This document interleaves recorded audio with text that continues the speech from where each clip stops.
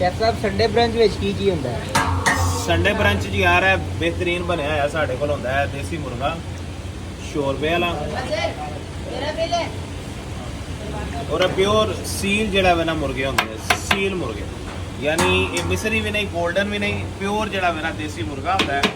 उस तो बाद है साढ़े कोल जनाब मटन दा भुन्ना होंदा है मटन दी नलियां दा बनया है मटन दा भुन्ना बेहतरीन है देखो ना गोश्त ऐसा गलिया गलिया गोश्त होंदा बिल्कुल।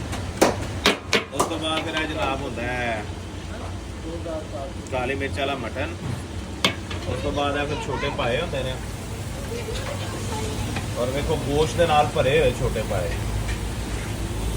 और बेहतरीन दी ग्रेवी होती है। इस तो अलावा साढ़े कोल पिछे हलवा पूड़ियां बनदियां जे पियां उस तो बाद चने जे साढ़े कोल उस तो बाद अपना तवा मछली जे मछली चने ने उस तो बाद भुनिया है गोश्त दे चांपा ने और तकरीबन 20 के करीब डिशां ने ते लिहाजा आ जाओ अज 5 बजे तक का टाइम जे शामी 5 बजे तक संडे ब्रंच साडा चलदा है। Thank you.